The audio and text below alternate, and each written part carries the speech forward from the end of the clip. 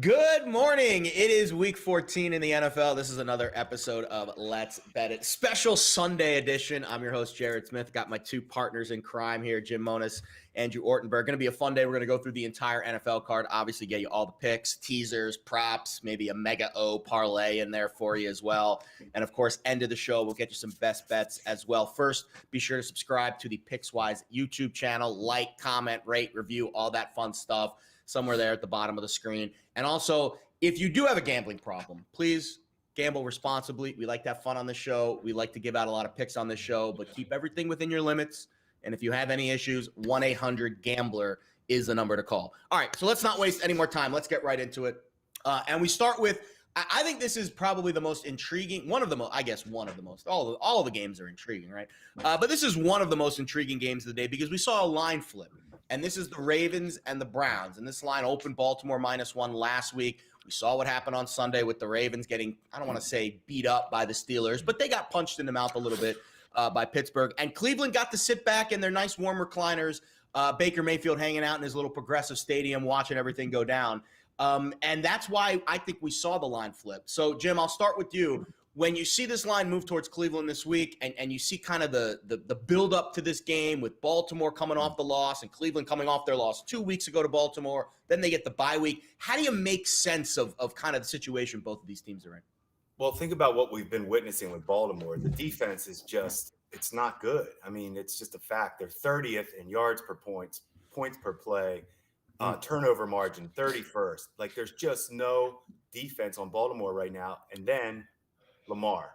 What has Lamar been doing these last couple of weeks? I mean, he doesn't even look – I would not feel – I mean, it's crazy to me how poor he's looked for a guy that I love – who doesn't love Lamar Jackson? But he can't play this way. You cannot turn the ball over and feel good about heading into the playoffs like this. Now, go back to your point. Cleveland gets a little rest, a little healthy. They can run the football. I love that. Their defense has played pretty well this year. I've been on Cleveland all week too. One of my picks is definitely Cleveland today. And I think we're all looking at this as one team, Baltimore, geez, what are you getting with Baltimore if you take Baltimore today? Cleveland, I feel like, hey, this is your moment now. We talk about this division, right? It's a freaking coin flip every week. Yeah. I think this is Cleveland's time to shine a little bit and show us that you're ready to be a playoff team. Scary. We're all on the same side here, Andrew. What do you think about this Browns game? Yeah, that is scary. It's like when they put those graphics up, like the Fox team all I put was just on one going to side. say, I feel like we're the NBC when they have all nine. Taking notes. Taking notes.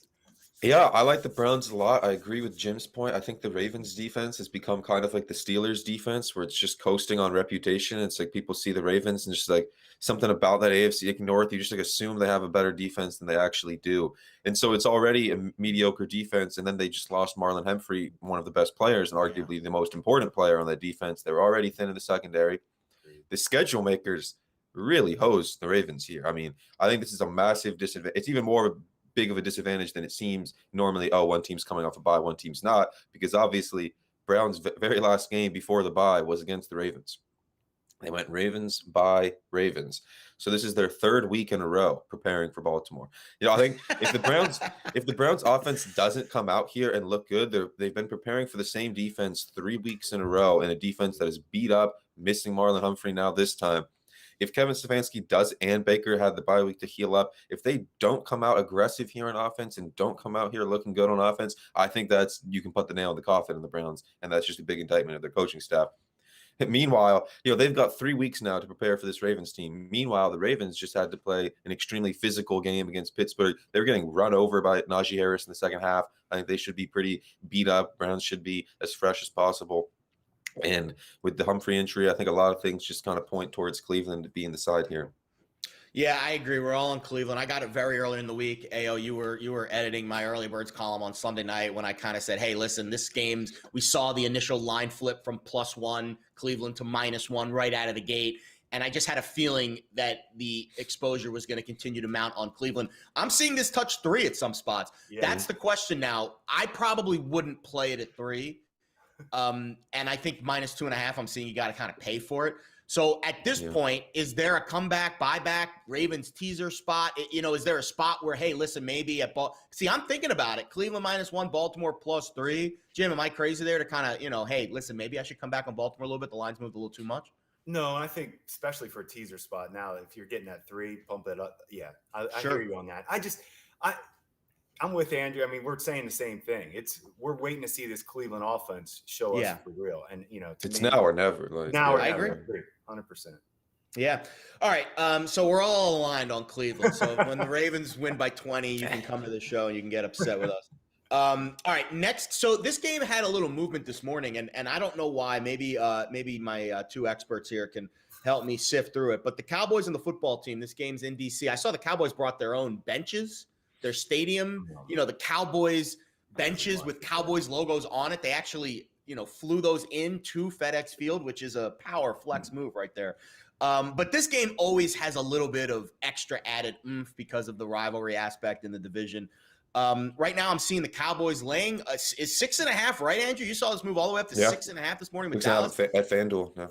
Yeah, is there a reason why? Do you think? Because Washington's been pretty hot, and Dallas's defense, I think, has looked a little sus, as the kids say, over the last few weeks. Yeah, I think it's some injuries for Washington and some COVID issues for Washington too. And I think there's been some respected money on the Cowboys. I know that's what I heard. I mean, this has been steamed. Like I think it was like a soft 3.5 earlier in the week, and it went to 4.5, then 5, 5.5, 6, 6.5. So I think there's definitely been some respected money on the Cowboys. I mean, Montez Sweat caught COVID, and then a couple of the depth guys in the D-line caught COVID, which isn't good for me because I have the under in this game. So rooting for as little points as possible. I get the line of thing. This number is way too high for me to lay on the road. Like I like Washington overall. I like Taylor Heineke, so I could never lay 6.5 points against them on the road with the Cowboys. I think I understand it. I get like the Washington, their schedule lately hasn't been obviously they won the Bucs game, but other than that, they get the Seahawks while they're spiraling out of control. They got the Panthers and Cam Newton's first, or second start with the Panthers. So they've had some advantages.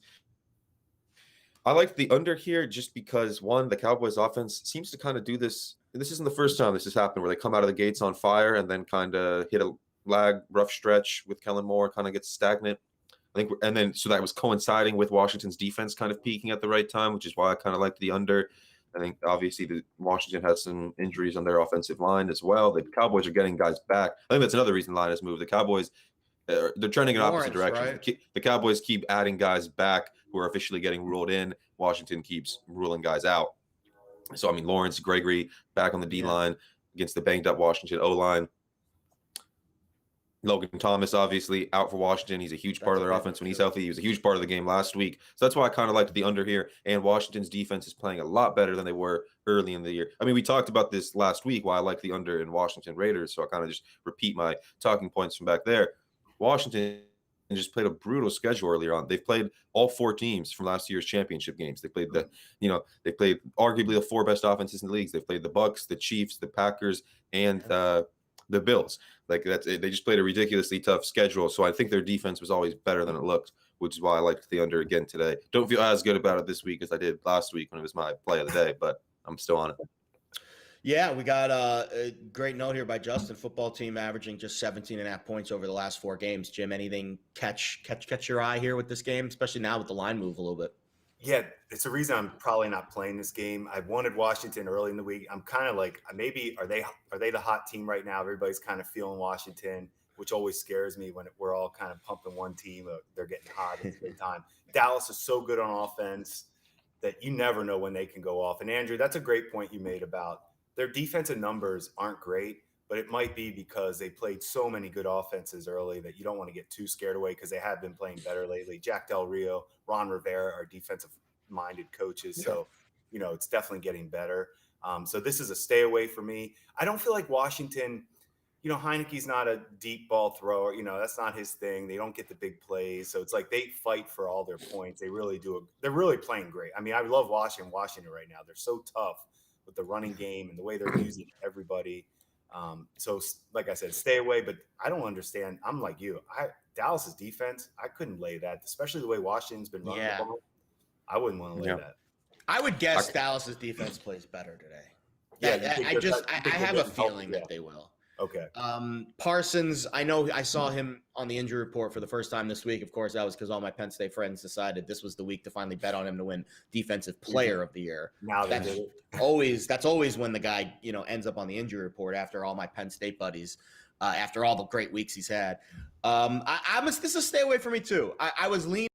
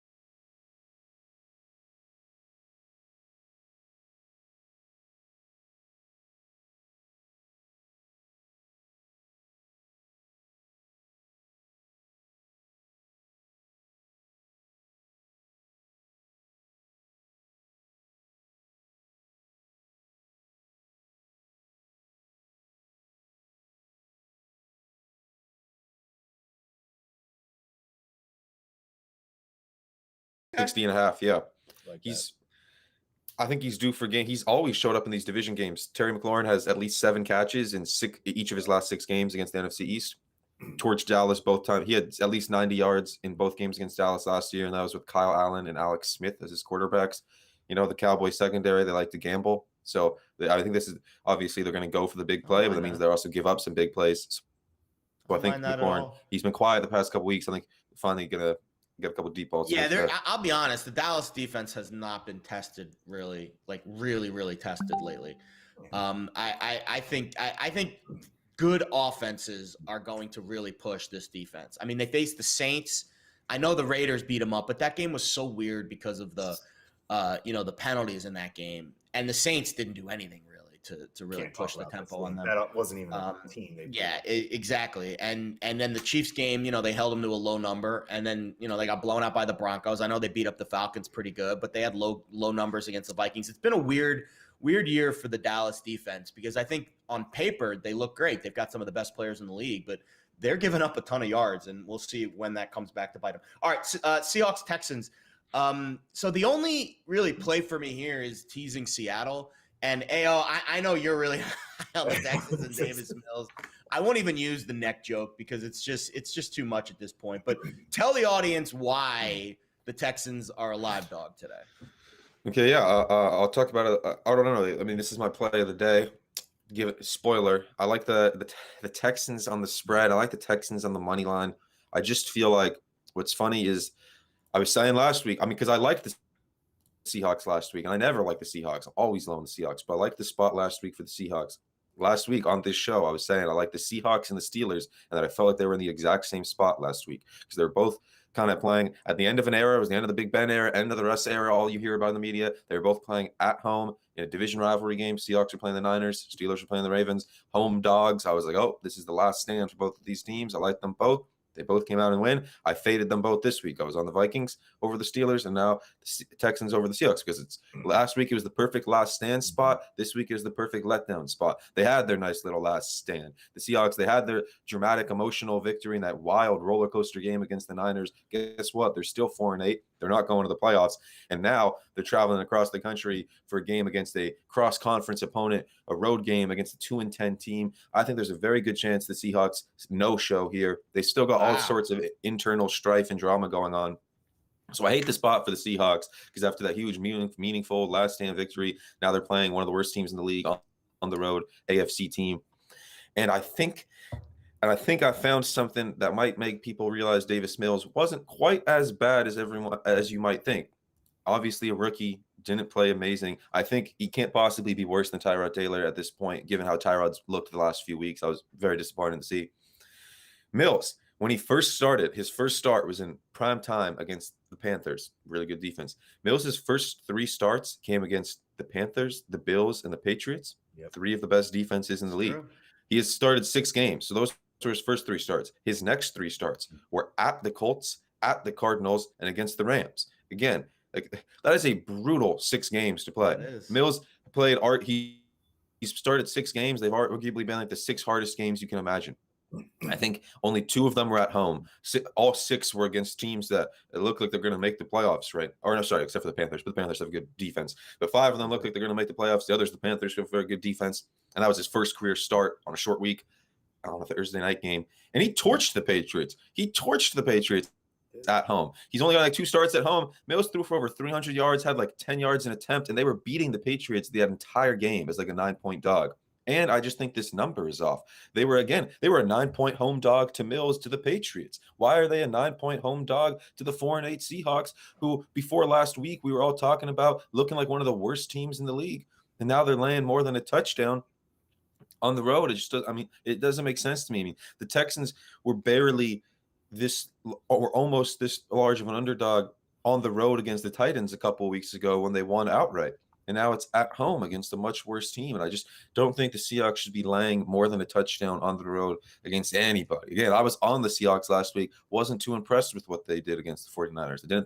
Russ, he got into he finally got cooking in the second half there. In the first half, Russ still looked mostly out of it. I mean, they started the game off with a 3-and-out, and then they just got a 70-yard fake punt touchdown. If that doesn't happen, the wheels may have come off, and the Seahawks may have got the doors blown off in that game. So I like the Texans. Nice. Give me Davis Mills. Unfortunately, they didn't, and my Niners bet went down in flames. Jim, the Texans' defense is what would scare me here, and I think Seattle at some point is going to continue to put the pedal down. That's why I'm kind of on the Seattle side here, but I agree 9 points is probably too much. That's why I teased it. I got it from 7-1. Now it's gone up a little bit, so you can't tease it necessarily down to that number. But does anything stand out for you in this game? Scares me because I took Detroit last week, so I feel like I got. You bet on Detroit with their first win. You should stop gambling for at least a week. It was in my column. View from the front office. You're the best. I love that Money column. line too. Everyone needs to read that column. He called the outright win too, not just the cover. Hey, so I almost am scared to take another team, but I don't think Seattle's very good, and I think I've talked about this before, where this thing's over with Russell Wilson. This is going to be it for Seattle and him. So Tyrod Taylor, it's amazing. We had him in Buffalo, and this is what happens to him everywhere he goes, where your season's over. Now you want to find out about your younger quarterback. And Tyrod's always he's such a great backup. He's just not the guy to be your starter, and it's like Davis Mills, that Carolina game is when he caught my attention because he did play really well against that. That defense is legit. That Carolina defense is as good as there's a playoff defense. So I'm with you on it. It's a stay away for me. I love Mega, you got me fired up taking the Texans today. Mega. Texans money line. You put yourself out there, man. I like it. All right. We'll see. Texans Jared, I hope it doesn't. line. Jared, we always talk about this is why I hate teasers, because if I tease, I'd be terrified right now. Like it's hilarious. I know. That's hilarious. I think we get to a certain point in the season where I trust the numbers more than I trust my own cap. Oh yeah. And this number opened high and it's moving towards Seattle. So this would be a surprising upset because at 10, I was crunching the numbers earlier this week. Teams that are double-digit favorites from December 1st on in the last 5 years, they're winning outright like 85%, 90% of the time. And so I think the double-digit upsets happen a little bit more earlier in the year. Later in the year, I think the lines are so sharp, it doesn't happen as much. So I would be shocked if this game does reach 10. If Seattle does lose outright, that would be shocking. Speaking of games reaching 10, Lions and Broncos. This game has steamed all week towards Denver, open right around 8-ish. And now I'm seeing 11, 12, and that's because of the issues for the Lions, COVID issues. I teased this earlier in the week down from 8 to 2. You're not getting that now. I would maybe recommend putting this in one of your 10-point teasers now. I just don't see the Lions going on the road and winning 2 straight. Jim, what do you think here? Anytime Detroit can't stop the run. Anytime if you're Denver, if you can run the ball, which they love to do, and I love that running game, those running backs they have, that takes the pressure off that quarterback situation in Denver, which is so average. And that's when Denver wins. They can run the ball, not have to throw and get in strange situations down the field. I like Denver in this one too. I'm with you. AO, anything for you here? No, I'm staying away. It's tough. It's like I'm certainly not going to take Lions coming off their win with COVID issues on the road, but I'm not going to lay double digits with Teddy Bridgewater either, so I'm just staying away. This was the perfect teaser spot when it was at 8.5. and you got it under 3. This was like the ideal teaser spot. I mean, listen, the Lions are covering numbers. They're 8-4 against the spread this year. Yeah. So they are not a bad team in the gambling perspective. In the team perspective, they're terrible because they've only won 1 game. But the gambling perspective, they are one of the best teams in the NFL. So it's really hard to fade them in the gambling markets. But again, if you tease it down, now I would put it in your 10-point teaser. And there are really good 10-point teaser spots available. Moving teams from 11-12 down to 1-2. You got the Bears later we'll get to. You got the Packers against the Bears later. You got the Chargers are a 10-point favorite. You got the Chiefs are a 10-point favorite.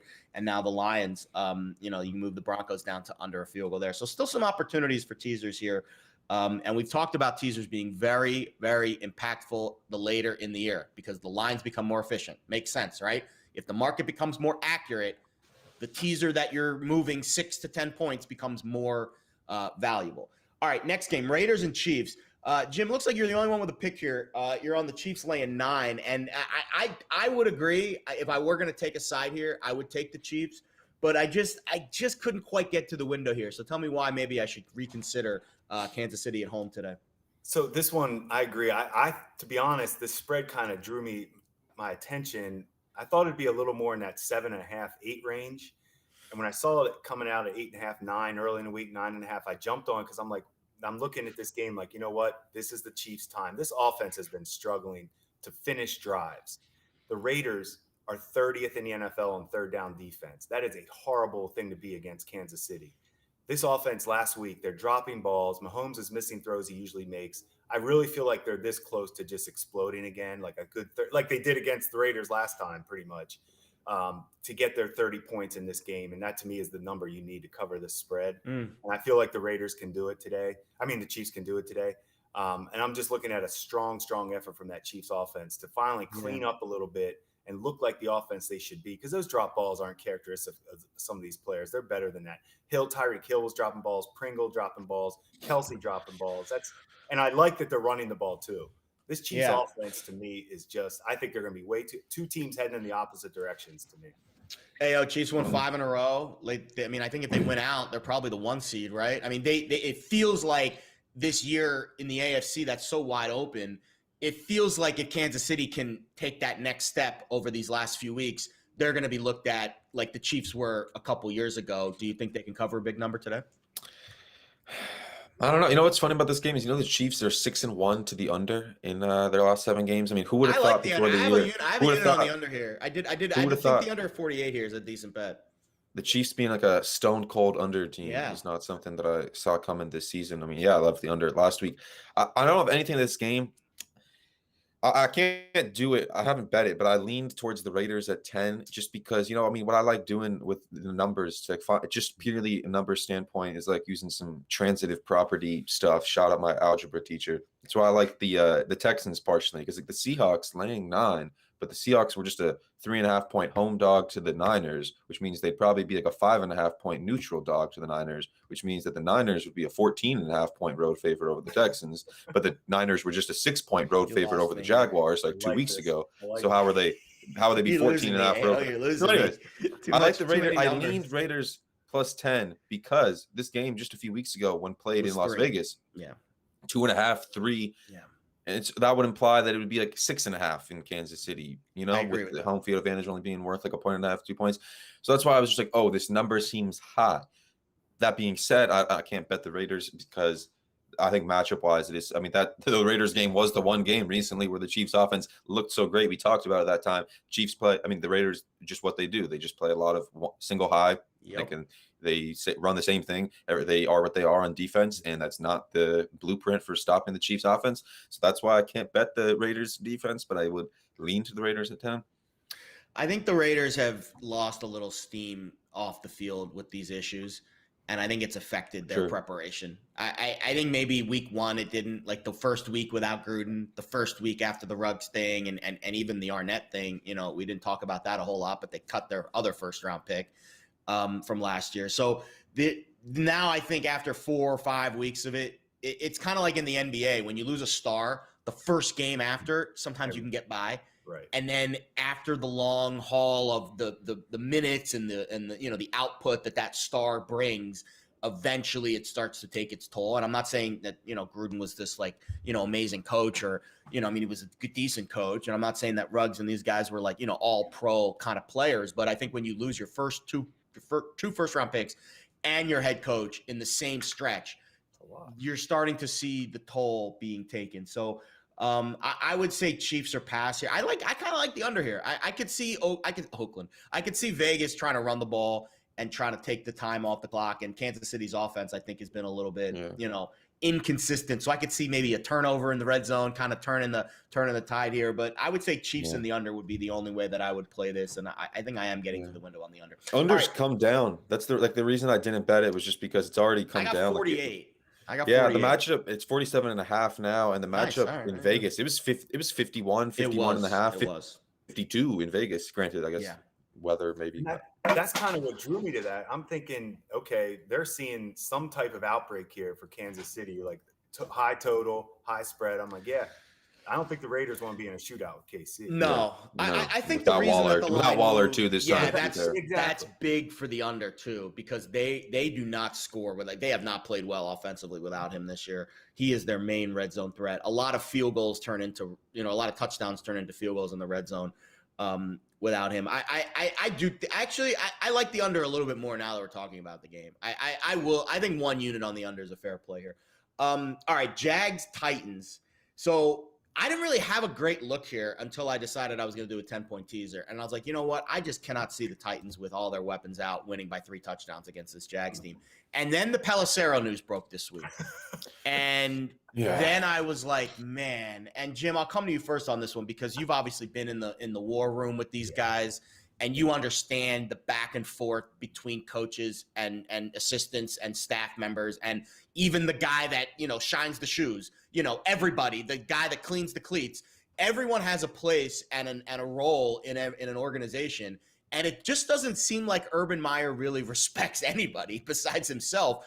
What do you make of what Pelissero, wrote about this week? And for those that didn't see, he was belittling his staff members, basically calling them losers. He's a winner, getting into fights with the veteran receivers and the veteran players and basically calling people out and making it a very difficult work environment. You've been in these work environments. What does that do to the team, especially on a game day? Well, the players know. They know when there's tension. And I've seen it. We used to joke in New Orleans sometimes. We'd see a bad play on defense, and you'd see Coach Payton shoot a glance down the sideline at either the position coach or the coordinator, and we'd be like, wouldn't want to be him this week. Watch out. So, yes, blame does happen. And for Urban Meyer, it's funny for him to be this way. If this, smoke where there's smoke, there's fire. I'm sure that he's been hard on the assistants. Some of these head coaches don't know some of these assistants that well. You'd be surprised where they get a recommendation, they take a chance on some guys, see what they're like. So they become easy scapegoats as well because they don't have a true personal connection. So you really got to look at their relationships. Nothing with Urban Meyer surprises me. I've never understood the hire there. And if you're one of the assistant coaches that he's calling losers, I'd say, hey, coach, you got the number 1 quarterback in the draft. We can't do anything. What are you doing with him? You got to be careful as a head coach. If you're calling out people and you're not producing what you're known for on offense with number 1 pick of the draft, obviously you can tell I'm not an Urban Meyer fan. I wrote about him earlier this year too. That whole thing stinks to me. It does.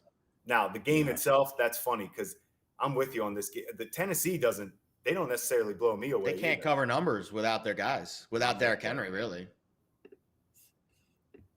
Ayo, what do you think here? Does the Urban Meyer thing kind of throw you out the loop with this game? Yeah, I mean, I'm on the Jags. I took the Jags 10.5 early in the week. Tweet that out. 8.5. Still like it. Quick, Ayo, you got to remember, but they are professionals. I mean, they are. That's what I was going to say. And it could actually spark them. The players don't. The players, like I said, they notice the tension. They're fighting for their job. So you're still going to. Yes, they are. Sorry, go ahead. 100%. See, that's why it's like I liked the Jags a lot. 10.5. Still like them at 8.5. Then I saw that story. I'm like, oh. But as Jim said, I think we oftentimes overcompensate for those things. It's like at the end of the day, these are grown men who are many of them are fighting for what they're going to be next year. I'm sure they are capable of compartmentalizing and tuning that out and playing a good game. That being said, yeah, that story was ridiculous. Like Jim said, it's funny. It's like someone like Sean Payton. Talk about someone who has the credibility built up to if anyone was gonna, side eye their assistants, whatever. It's like Urban Meyer. It's almost like a satire of just like an arrogant football coach who comes in not winning everything's disaster of a year. And he's spiraling deeper. Like my favorite part of that story was that he has this weird affection for Carlos Hyde because he coached him at Ohio State. It's just like a parody of a college coach coming to the NFL. That being said, the number was ridiculously high in my opinion. I mean, it opened 10.5, 11. The Jags were a 12.5 point dog against the Rams last week. It's like, do we really think that the Rams and Titans are almost even on a neutral right now? I don't think so. The Titans, without Derrick Henry and now Julio's coming back, without A.J. Brown, though, which is the much bigger loss in my opinion, their offensive floor is so low. I mean, we saw Ryan Tannehill throw 4 interceptions against the Texans a couple of weeks ago. The last time the Titans were a huge favorite, they got beat by 9 outright by my Houston Texans. And it wouldn't shock me if something similar happened here. I mean, like that's why if you were going to be looking for a team to put as part of like a big money line underdog parlay, reason I think the Jags make some sense is because if you're looking to take a team on the money line upset, you're looking for it to fade a team that has a low floor. And the Titans certainly right now have a low floor. The Titans could come out here and, it's the Jags. The Jags could no show at any time, but the Titans have a really low floor. So it would not surprise me at all if they lost this one outright. Mike Vrabel 3-6 against the spread, 7-2 straight up when he's a favorite of 7 or more with the Titans. So I saw that. I used your tweet in our trends column. Love that. They win, but they don't cover when they're in this role. One of the losses was earlier this year to the Texans. And the other one, I didn't look at when the outright loss was. But, he has lost twice outright as a favorite of 7 or more. They tend to relish the underdog role. I think that fits who Vrabel is as a coach. And so this is not one of those spots. In fact, this is a spot where all of the dog momentum is all with Jacksonville because I would be willing to bet that they come out with a little bit of an edge today because they all read those news clippings. The dirty laundry is now public. And I wouldn't be shocked if it's a positive, at least on the momentum side and their attitude, their execution. That's another thing. They're not a very polished team, so they might bumble some things and turnovers. But I would be willing to bet that they play hard today. We'll see how it factors into the outcome of the game. I am on Jacksonville teasing from 9 to 19. So that's part of my 10-point. I'll give out the full teaser right before we hop off the show here. All right, Giants-Chargers. This game kind of played tricks with me earlier this week because I really did think it was going to be Jake Fromm at quarterback. And then Glennon magically cleared concussion protocol, which pushed this line a little bit towards the Giants. And then the Chargers news with the COVID situation. It looks like most of their guys are going to play, but still kind of pushed the line a little bit towards New York. I see like the under here. I think the under is a great spot here, especially because I think the Chargers defense is playing a lot better. They played a lot better last week against the Bengals. What are your looks here in this game? Besides the under, why do you think it's going to be a low-paced game? Yeah, I took under 44.5. Now it has gone through the key of 44, but I still wouldn't mind it at 43.5 now I'm seeing this morning. I liked it more when I thought it was going to be from, but I mean, Glennon doesn't really strike too much fear into my heart. But I think the Chargers, I'm not sure all of their offensive issues are solved just because of last week. It was great to see last week their game against the Bengals. Bengals defense is volatile. I love this Bengals defense because it's very hot and cold. 1 week they look great. The next week they're giving up a historic performance to Mike White. So Mike White torched the same Bengals defense for 34 points, 400 yards. So I'm not sure the Chargers are all the way back just because they had this one breakout. And Keenan Allen being out is huge. Huge. As you know, it's against the Bengals last week. Mike Williams got going. Well, now the Giants can kind of focus most of their attention on Mike Williams. They don't have to worry about as much Keenan Allen. And the Giants defense, I've just been higher on the Giants defense than most people. I like this Giants defense. They've played pretty well. It doesn't get much attention because their offense has been so bad, but they've been playing in a bunch of low-scoring games. So I think the Giants defense is better than people think. I think people are overly excited about the Chargers offense now. Keenan Allen being out, the Giants on offense, not going to do anything. The Chargers run defense is finally getting solved. Not that the Giants can run the ball anyways. The Chargers defense is trending up. So I think a few things point to the under here. And I mean, it never hurts under in a Joe Judge game, being such a conservative coach. I mean, that never hurts. Like his games very, very rarely are going to turn into shootouts because he's just an old school conservative coach. That clock's going to churn. He's going to punt on those 4th and shorts from midfield. Saquon's going to get like 100 carries today. His legs. Those things help the under. It's like it is really bad for an under when teams are going for it on 4th and 6. And either way, if they don't get it, it's good for the other team. It's like we want conservative coaches when we're taking these unders. Jim, this is a tough game for me. I teased the Chargers to 0, basically. It was a 10.5 when I teased it, so I didn't go through 0. Now, I wouldn't tease it at 10. Alex Glaze is saying in the chat he wants another partner for the Chargers on a teaser. We'll get to that, Alex. I got a good one for you coming up in a little bit. But this is a tough game to cap, especially because we have no idea what Glennon's going to look like, and the Chargers offense looks like it's a little bit unbalanced now because they've got some personnel issues. Well, I think I know what Glennon's going to look like, garbage. But he's looked like his whole career. But to me, that's okay. I'm with Andrew on this. The Giants defense is actually not bad. They're 7 points per play. In the middle, they stop the run too. They play well against. They're well against the run. 8th in yards per attempt as a pass defense, which is good with Keenan Allen being out. So you're taking away some big plays. So Andrew, I'm kind of liking what you're talking about here with the under. And I like the Chargers. We talk about the Chargers and Bengals on our Monday therapy sessions. I feel like every week. Like those two teams, I don't know what I'm getting with those teams sometimes. So for me, I was actually thinking I was going to play the Giants this week, but once again, I'm so scared after I won with Detroit last week. I'm so scared to take some of these horrible teams. Don't be scared. Don't let last week's picks affect this week's picks. It's basically a new season. No, but that was what the bookmaker said this week. Every week in the NFL is a new season. No doubt. Totally the Giants defense is legit. The Giants defense is all right. They're playing better than I expected, and I think they're gonna beat another NFC East team down the stretch. I don't know if it's Dallas or Philly, but they just beat Philly, so it won't be Philly. Maybe it'll be Washington. So the only look I have here is the teaser. I tailed AO on his under. I got 43.5, so I'm gonna bet the under with AO. And I got the Chargers just to win, basically, a pick them in a teaser.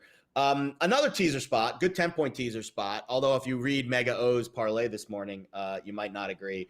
And that's why I'll start with you on this one, Andrew. So the Packers are laying 12-ish right now to the Bears. Justin Fields' first trip to Lambeau. Aaron Rodgers off the bye. And I know the bye situation is why you think Chicago maybe has a little bit of value here. Yeah, I mean, let me full disclosure here. I'm not saying go bet the Bears. I'm not saying the Bears are going to win this game. For the mega parlay for week 14, it is the Jags and the Bears 26-1, just 2 legs. Like, all we mega need is parlay 2. Is hot too. This is the first time I've done this. Yeah. First time I've ever done this. It's always a 3-leg mega parlay. But if anyone out here watching those, the last 2 times that I've been on this show, the mega parlay has hit. I was on week 11 with Jim. That's when Jim started the Mega O thing. It hit in week 11. So it's all Jim's fault, really. Jim's Jim's the good luck charm. He's the good luck. And then I wasn't on. Are you cool with that, Nick? Hell yeah, I love it. I love it. Okay. And then week 12, I was not on the show, and it did not win. Week 13, back on the show on Sunday, and it hits again. So we've hit 2 out of 3 weeks, and it's been both the weeks I've done this Sunday. Every time I've done the Sunday show, the Mega Parlay has hit. Clearly, we need to make it 3 in a row. 26-1 on the Jags and Bears money line. I already talked about the Jags. The reason why I think the Bears, again, don't quote me on this, they could absolutely get smoked, and I wouldn't blink an eye.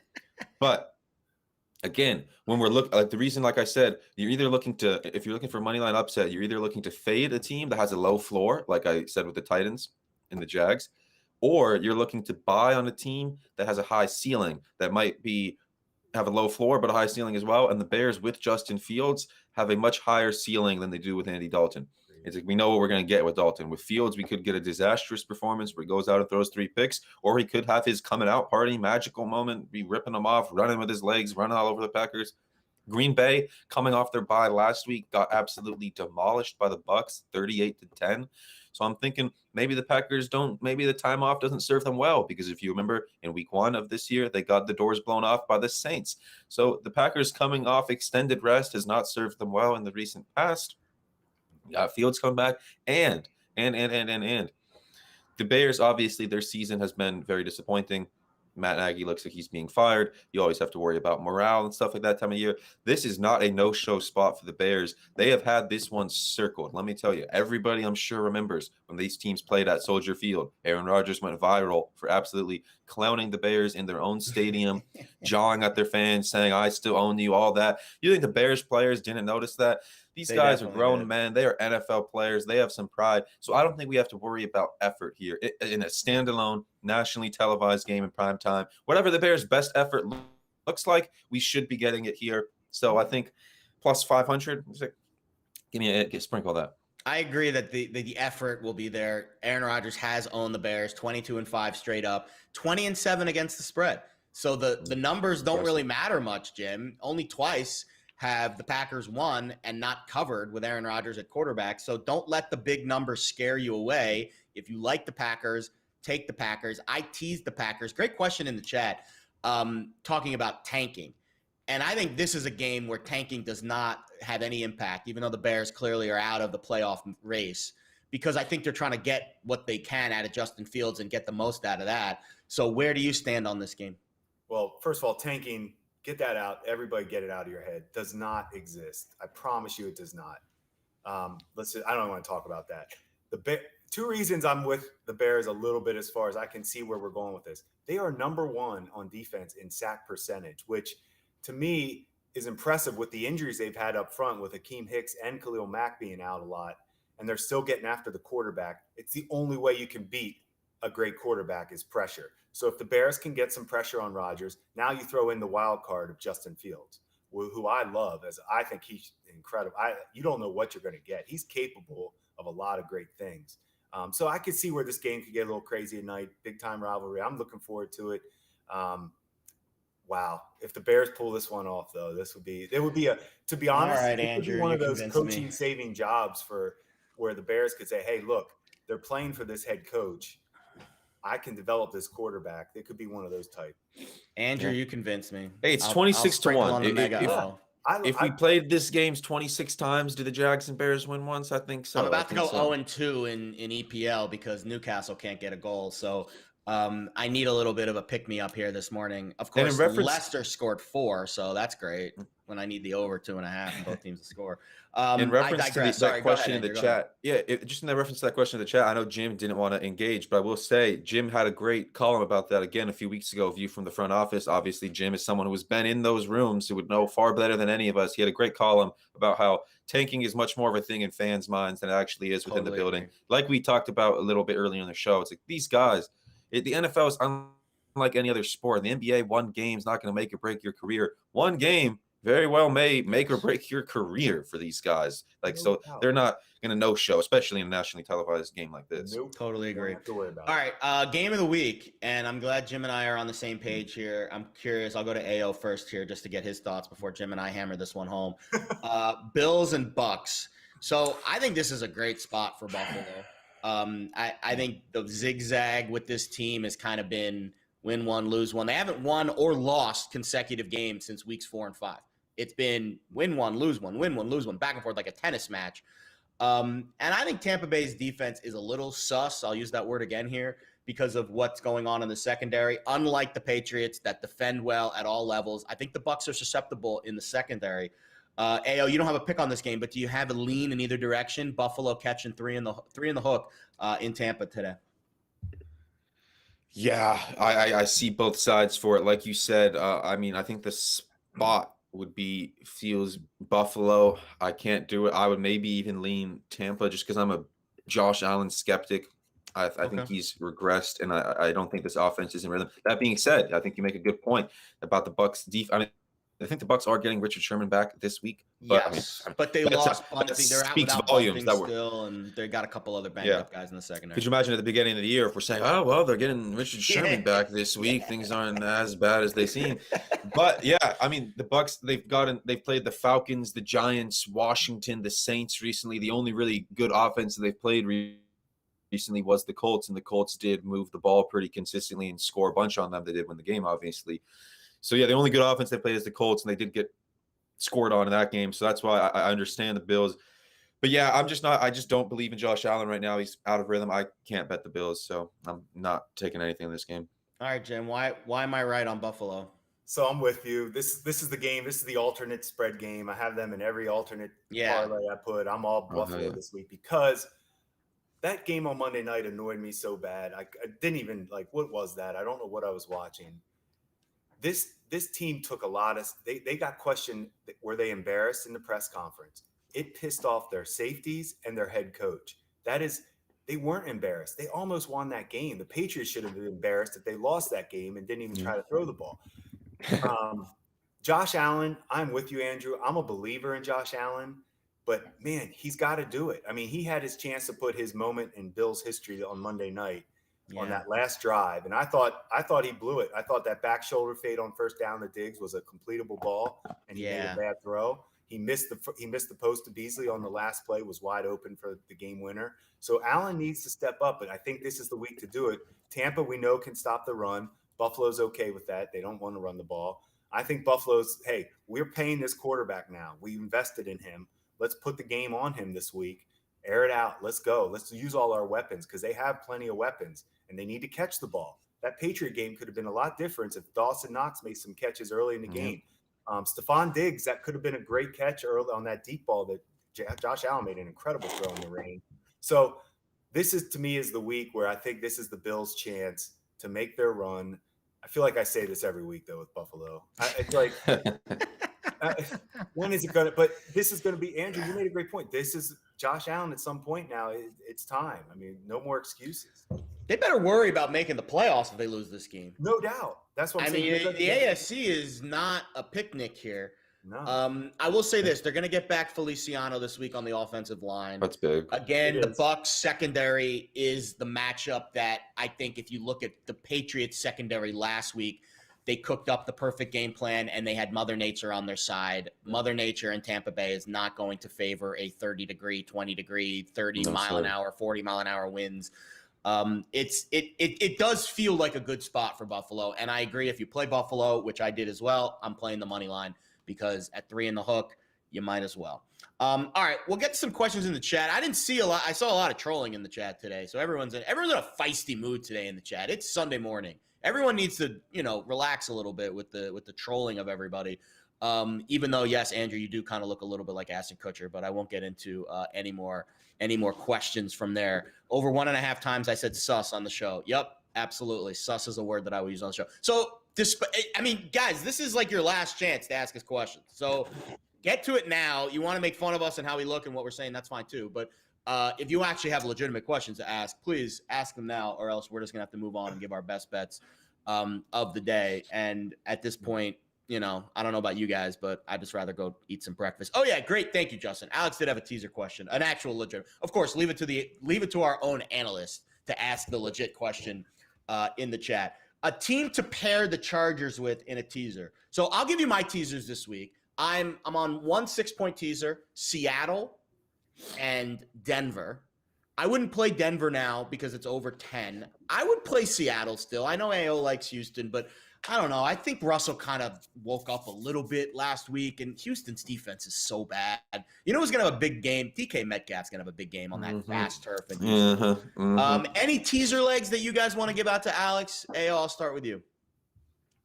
Yeah, I mean, not that I've bet personally, but if I were going to bet one, I think that maybe a couple of dogs. I mean, maybe the Bengals. I don't Bengals being a home dog. Like, I haven't bet the Bengals. I leaned Bengals in that game. So just looking at ones that make sense to get it through the 3 and the 7. Bengals up to 8, Rams to 8.5. Like, those would be the two that I'd maybe lean towards, but I haven't bet it myself personally. And I usually only tease favorites down through the 7 and 3, but this week there's a couple of dogs. I was like Bengals and Rams, getting those up through the 3 and 7. Jim, what do you think? Any teaser legs for you? I like that Denver one, even with the 6-point. I do. I think. And what about Washington right now? Why wouldn't they be good value? Washington, up to 10. Yeah, 11. If you're getting it, if you can get it there, that's not bad. Yeah, so to me, the most impactful teasers are the teams that are favored by 7 and you move them to 1. Like, to me, because a team that's favored by 7, the probability of them just winning the game is really high. And sometimes it's tough because if you tease a dog up from 2 or 3 to 8 or 9, they're supposed to lose anyway, so the probability doesn't skew as much. But I always think my favorite teasers are 7.5, 8.5 to 1.5, 2.5. You don't have a lot of options there this week. In fact, I think the best one was Denver, but the books really made you hurt on that one earlier in the week. My 10-point teaser this week, I got the Chargers down to 0, basically a pick 'em -0.5. It's, you can get them down to 0 now because they're at 10. I got the Packers down to 1.5. Ayo, you're onto something here because that's down. It was 12.5 last night. Now I'm seeing 11.5 across the board. So there's a little buyback on Chicago today, and we're still very early in the day. And I got the Jags up to 19.5. So that's my 10-point teaser. I would be honest, if I was doing a 10-point teaser right now at this exact moment, I would do Green Bay, I would do Denver, and I probably would still do the Jags through 17. I think in a total of 44, getting the Jags through 17, I think is a really good number. But all right, let's get to, we have one more question. Over on the Saints game. I don't know, Jim, what do you think? Over with New Orleans today? I think New Orleans blows out the Jets. I think that's a good bet, straight standalone. New Orleans laying 5 against the Jets. That is a game. I know we didn't really talk. The Saints they're too good of a well-run team on defense as a coaching staff. They're getting guys back on offense. Coach Payton loves Taysom Hill. I don't know why. I think he's a gimmick, but the guy is tough. They get Kamara back. I think the Saints should cover this game. As far as the over goes, I think the Saints come around. I think they score today. Interesting. I actually, we don't have this game in the show, but I have the Saints as a solid 1-unit play at -5.5. Yeah. I wish I could have added it to my best bets card, but once I saw the news that Kamara was coming back and Armstead, Armstead back today is big.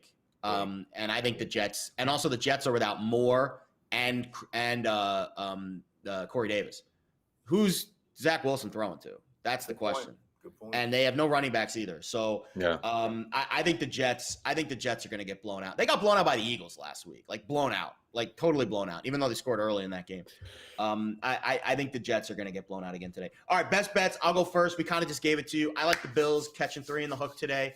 Bounce back spot for them. Tampa Bay defense banged up, especially in the secondary. The Bills haven't lost 2 straight games all year. Why are they going to do it this week? That game against the Patriots was embarrassing. I think the defense will respond. As much as I love Tom Brady, and I think the Bucs are a really solid Super Bowl contender, this is a spot for Buffalo where if they don't show you that their offense can still move it, I don't know if there's really much hope for them. So I'm taking the Bills plus 3.5. Ayo, what do you got? Best bet of the day. My best bet's the Texans. I mean, don't need to beat the Davis Mills train to death. I'm sure everyone's heard me ramble about the Texans. To keep it real short and simple, the Seahawks should just not be laying more than a touchdown on the road against anybody. This line is off. Since I already talked about the Texans, I'll throw out one last prop I like. I like Kareem Hunt over 15.5 receiving yards. I think that this is the perfect spot for him.